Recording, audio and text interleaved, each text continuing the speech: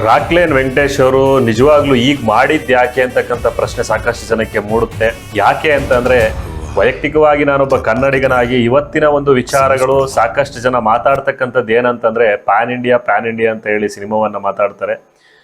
So ಸ್ಟೋರಿಗಳನ್ನ, ಚಿತ್ರರಂಗ ಅಂತಂದ್ರೆ ಒಂದು ಎಂಟರ್ಟೈನ್ಮೆಂಟ್ ಅಂದ್ರೆ ಸಾಕಷ್ಟು ಒಂದು ಉಣಬಡಿಸ್ತಕ್ಕಂಥ ಒಂದು ವಿಚಾರ ಅಂದ್ರೆ ಔತಣಕೂಟ ಅಂತ ಹೇಳ್ತೀವಿ ನಾವು. ನವರಸಗಳನ್ನು ಹೊಂದಿರತಕ್ಕಂಥ ಒಂದು ಚಲನಚಿತ್ರಗಳು ರಸಿಕನಿಗೆ ಯಾವ ರೀತಿ ಉಣಬಡಿಸ್ತಾರೆ ಆ ರೀತಿಯಾದಂಥ ಚಲನಚಿತ್ರಗಳು ಬೇಕು ಅಂತಕ್ಕಂಥ ಅಭಿಲಾಷೆಯನ್ನ ಇಟ್ಕೊಂಡಿರ್ತಾರೆ ಆಡಿಯನ್ಸ್ಗಳು. ಆ ರೀತಿ ನಾನು ಕೊಡಬೇಕು ಅಂತೇಳಿ ನಿರ್ದೇಶಕ ಬಯಸ್ತಾನೆ, ಖಂಡಿತ ಸತ್ಯ. ಆದ್ರೆ ಇಲ್ಲಿ ವಾಸ್ತವವಾಗಿ ಸತ್ಯ ಏನಂದ್ರೆ, ಸತ್ಯಾಂಶಗಳನ್ನ ಚಲನಚಿತ್ರದಲ್ಲಿ ಬಿತ್ತರಿಸಿದಾಗ ಅದನ್ನ ವಿಶೇಷವಾಗಿ ಅದನ್ನ ಚಿತ್ರೀಕರಿಸಿ ಅದನ್ನ ಸಾಮಾಜಿಕ ಒಂದು ವಿಚಾರನ್ನ ಒಳಗೊಂಡಂತೆ ಸಮಾಜದ ಮುಂದೆ ನೀವು ಬಿಚ್ಚಿಟ್ಟಾಗ ಚಲನಚಿತ್ರದ ಮುಖಾಂತರ ಸಮಾಜ ಎಚ್ಚೆತ್ಕೊಳ್ತದೆ ಅಂತಕ್ಕಂಥದ್ದು ಸಾಕಷ್ಟು ವರ್ಷಗಳಿಂದಲೂ ಕೂಡ ಪೌರಾಣಿಕ ನಾಟಕಗಳನ್ನ ಮಾಡ್ತಾ ಬಂದಿದ್ದು ಕೂಡ ಅದೇ ಉದ್ದೇಶಕ್ಕೆ. ನಾನು ಏನಕ್ಕೆ ಈ ವಿಚಾರನ ಹೇಳ್ತಾ ಇದ್ದೀನಿ ರಾಕ್ಲೈನ್ ವೆಂಕಟೇಶ್ ಅವರಿಗೆ ಅಂತಂದ್ರೆ, ನೀವ್ ಯಾಕೆ ಈ ಒಂದು ಕನ್ನಡ ಚಿತ್ರರಂಗಕ್ಕೆ ಮಾತ್ರ ಸೀಮಿತ ಮಾಡಿದ್ ಯಾಕೆ ಈ ಒಂದು ಚಲನಚಿತ್ರನ, ಈ ಒಂದು ಚಿತ್ರವನ್ನ ಅಂತಕ್ಕಂಥದ್ದು ನನ್ನ ಒಂದು ಪ್ರಶ್ನೆ ಅಷ್ಟೇ. ಯಾಕೆ ಅಂತಂದ್ರೆ, ನೀವು ಖಂಡಿತ ಭಾರತದಾದ್ಯಂತ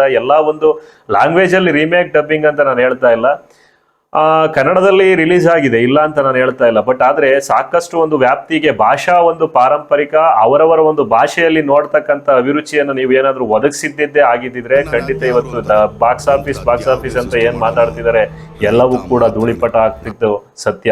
ಯಾಕೆಂದ್ರೆ ಈ ದೇಶ ಸಾಕಷ್ಟು ವರ್ಷಗಳಿಂದ ಗುಲಾಮಿತನದಲ್ಲೇ ಬದುಕಿತ್ತು, ಗುಲಾಮಿತನವನ್ನ ಸ್ವೀಕರಿಸಿ ಬಿಟ್ಟಿತ್ತೇನೋ ಅನ್ನೋ ಒಂದು ಇದರಲ್ಲಿ ಪ್ರಶ್ನೆಗಳು ಕಾಡ್ತವೆ. ಮಿತ್ರರೇ, ಎಲ್ಲರೂ ಕೂಡ ಸ್ವಾವಲಂಬಿಗಳಾಗಿ ಬದುಕಬೇಕು, ನಿಸ್ವಾರ್ಥವಾಗಿ ಬದುಕಬೇಕು ಅಂತಕ್ಕಂಥದ್ದು ನಮ್ಮ ಸಂಸ್ಕೃತಿ ಹೇಳ್ತದೆ.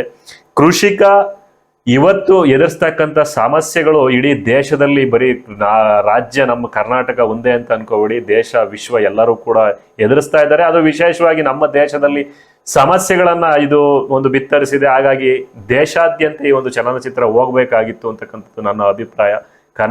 ಕರ್ನಾಟಕಕ್ಕೆ ಸೀಮಿತ ಮಾಡಿರ್ತಕ್ಕಂಥದ್ದು ನನಗೆ ಒಂದು ಬೇಜಾರಿನ ಸಂಗತಿ. ಅದ್ಭುತವಾದಂಥ ಕಥೆಯನ್ನು ಇಟ್ಟು ಅದ್ಭುತವಾಗಿ ನಿರ್ದೇಶನ ಮಾಡಿ ಅದ್ಭುತವಾಗಿ ಎಡಿಟಿಂಗ್ ಮಾಡಿ ನೀವು ಇವತ್ತು ಚಲನಚಿತ್ರದಲ್ಲಿ ಕೊಟ್ಟು ಸೆಲೆಬ್ರಿಟೀಸ್ಗಳು ಇವತ್ತು ಸಾಕಷ್ಟು ಒಂದು ಕೊಂಡಾಡ್ತಾ ಇದ್ದಾರೆ, ಇಷ್ಟಪಟ್ಟಿದ್ದಾರೆ. ಅದನ್ನ ಒತ್ತು ಒಯ್ದು ರಥವನ್ನ ಎಳಿತಾ ಇದ್ದಾರೆ.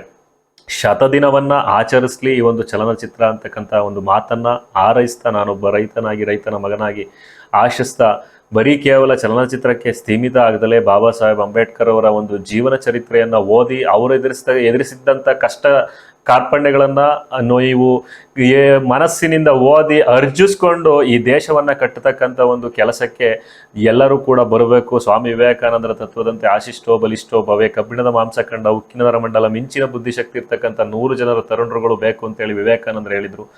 ಎಲ್ಲರ ಸಹಸ್ರ ಯುಗ ಪುರುಷಗಳ ಒಂದು ಕೊಡುಗೆ ಈ ಒಂದು ದೇಶ.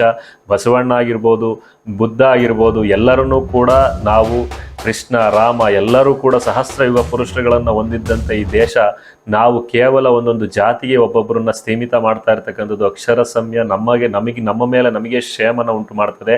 ಖಂಡಿತ ನಿಮ್ಮ ಮನಸ್ಸಿನಲ್ಲಿ ಇಟ್ಕೊಂಡಿರ್ತಕ್ಕಂಥ ಕಪ್ಪು ಪರದೆಯನ್ನ ತೆರೆದಿಟ್ಟು, ಜಾತಿ ಮತ್ತು ಧರ್ಮಗಳ ಸಂಘರ್ಷಗಳನ್ನ ತೆರೆದಿಟ್ಟು ಒಬ್ಬ ಮನುಷ್ಯನಾಗಿ ಆಲೋಚನೆ ಮಾಡಿ ಒಂದು ಉಜ್ವಲವಾದಂಥ ದೇಶವನ್ನ, ಭವಿಷ್ಯವನ್ನ ನಾವು ರೂಪಿಸ್ಕೊಳ್ಬೇಕು ಅಂತಕ್ಕಂಥ ಮಾತನ್ನು ಹೇಳ್ತೀವಿ. ಒಂದು ವಿಡಿಯೋವನ್ನು ಮುಕ್ತಾಯ ಮಾಡ್ತಿದ್ದೀನಿ. ನಮಸ್ಕಾರ.